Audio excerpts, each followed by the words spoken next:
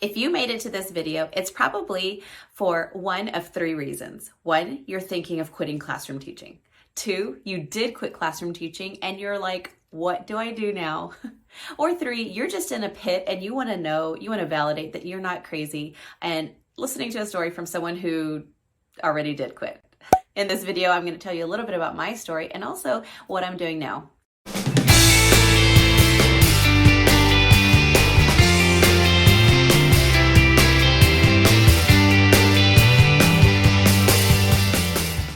Hello everyone, my name is Miriam from somethingelementary.com. I help teachers improve classroom culture, design and organize digital content, and I also teach teachers how to use their teaching skills to make money online. So my story really begins when I was, like 5. I have always loved school. That is the honest to goodness truth. I have perfect attendance. I didn't keep up with it back then. But I love school. I love going to school. I love seeing my friends. I love learning. I love taking tests to show what I know. I love school. And that took me to a place in college where I still didn't pick a major because, somewhere in high school I was like, I'm not going to do that. Teaching, that makes no money. I mean, to be a nurse or like an airport, director person. I don't know. I was crazy. Okay. I didn't think that I wanted to do teaching, even though that is who I am. So finally, during college, after a very long day at a fast food restaurant that I worked at, I was like, gosh, I'm making good money here for a college student, but I'm not enjoying my job. And so I finally went to the registrar's office. I claimed my major as teaching. I finished out my junior and senior year and got my teaching degree, graduated summa cum laude. It was just a really great program. And I finally got my first teaching job in fall of 2012, and it was awful. Okay, first year teaching, all of us know, if you've ever been in the classroom, that's your throwaway year. Like, you're just trying things, you're trying to survive. I worked at a small school, so I taught everything. At third grade, I taught everything except for math. But at a small school, you don't have somebody to bounce ideas off with. So they prepare you in college, but they don't really prepare you to go from A to Z. They give you like 2 months to create one lesson plan. That's not reality. Come on. And so already the first year, I'm like crying every day. I'm thinking, okay, second weekend, how to resign from teaching. I'm Googling. My principal came in, eventually everything, I just got better. And 9 years later, holy cow, toot toot, I'm a pretty good teacher. And my kids love me. I love my kids. I love being in the classroom, okay? So I developed skills to be successful in the classroom. I am very good with developing rapport with my students. It's just amazing. You guys know teaching is the best job ever. So why did I quit? I'm exhausted. I've been told by some family and friends that I'm a balls to the wall person. Their words, not mine, but we'll go with it. When I'm in the classroom, I am in the classroom. Like I mentioned in an earlier video, that book from Dave Burgess talks about a person walking around a pool versus a person submerged in the pool. That's me. I jump all in. When I'm at school, I'm not looking at my phone. I have a bad habit of not getting my work done during the school day because I want to be walking around helping my kids. My class is very energetic. We're pointing, we're chanting. Okay, I'm jumping on tables, pointing at stuff, and it's like a big production. That is my absolute favorite part of teaching. But I get home, I don't want to talk to people. Not that I ever have to. I don't have kids, okay? But I'm still exhausted. I don't want to cook when I get home at 7:00 p.m. and I try to go to bed at 8:30 because I've got to wake up early. I don't have to, but workout, health, priorities, right? Doing that 5 days a week is exhausting. And that's not including all the stinky parts of teaching. And you guys know what I'm talking about. I'm going to say it. I'm just going to say it. Okay. The data.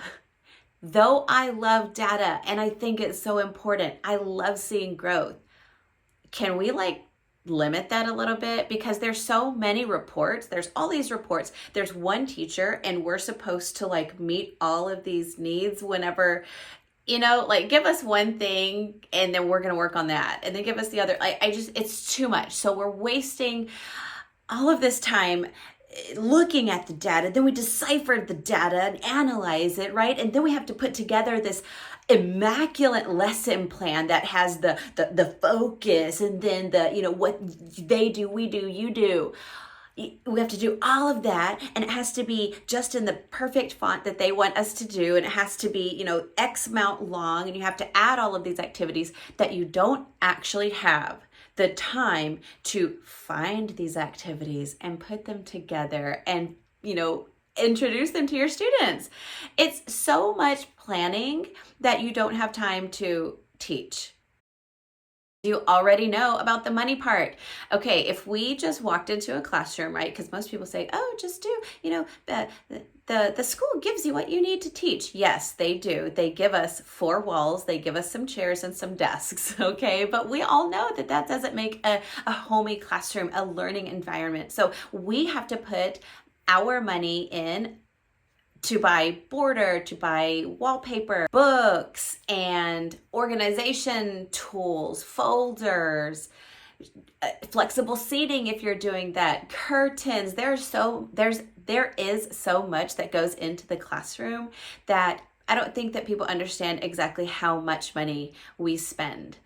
Last year alone, I spent $500 on Teachers Pay Teachers resources. So that's not even anything that makes my classroom beautiful. That is just things that we can do that helps grow our learning. There are so many other reasons why I did quit, but the other big one for me was, y'all, I feel like I had no personal life.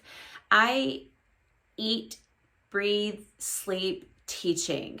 I am not one of these people, and some of you are. You're amazing. You can just go to school, you teach, and then after school, you've got a life. You're going to ball games, you're going to restaurants, hanging out with friends.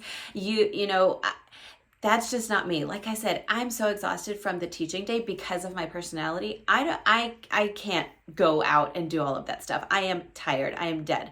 So during the week, I do nothing. I come home, I might grade or even make centers or do something else, but I'm not going out. So it's school, teaching little people, sometimes seeing my adult friends, and then I come home. I do have my husband, but I see no one else. On the weekends, I'm still recovering from the 5 days that I went to work. And I don't want to go to birthday parties. I don't want to go to restaurants and stay out late. It's just, I was so exhausted and didn't feel like I really had a life. Of course, like I said before, I love school from when I was young. I went to college and then I went to teaching school. So my whole life has been school. So that was probably the next biggest reason why I did quit, is I want to know, what is life outside of teaching? So what is life outside of teaching? Well, at first, the first maybe month and a half maybe, I was like, oh my goodness, did I just do that? Okay, like there's no steady income coming in. What do I do?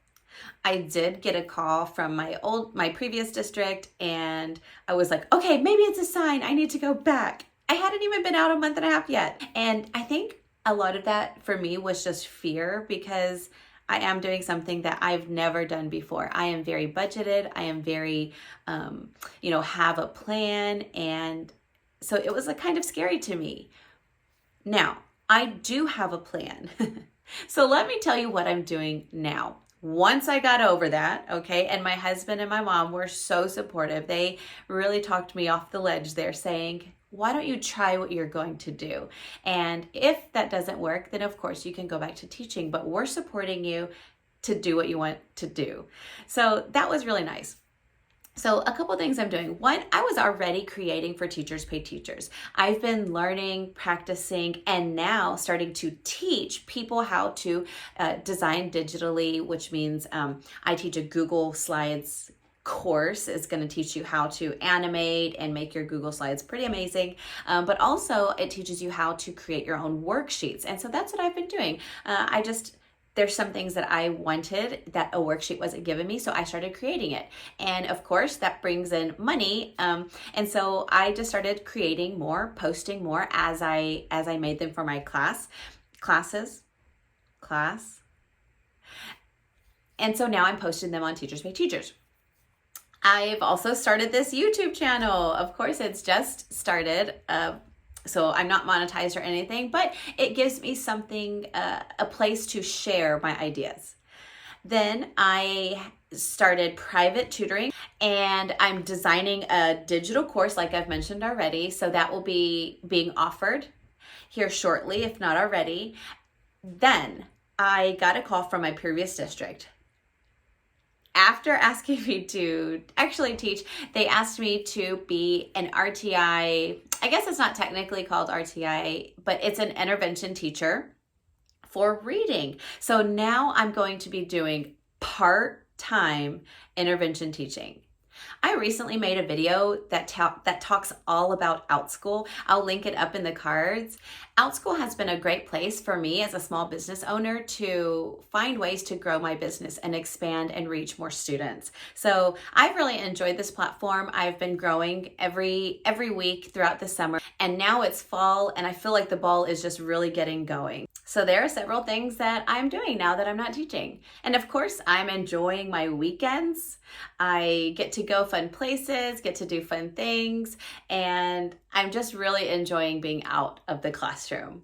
You might too, if that's the route you choose. Let me know in the comments, where are you in your teaching journey? Are you thinking of quitting? Did you already quit? Or are you just in a pit? I went through a pit for several years, and at first I was like, oh my goodness, like I'm gonna quit right now. But then I realized that teaching, it goes in waves. You have your high moments when the kids are just getting it, you're having fun, and then of course you know that those moments are going to come. At some point you might decide to just jump off the roller coaster. I'll let you know, it's not as scary as you think. Now, it is at first. That's all I have for today. I hope you enjoyed this video, and I hope you find some peace about where you are. Bye.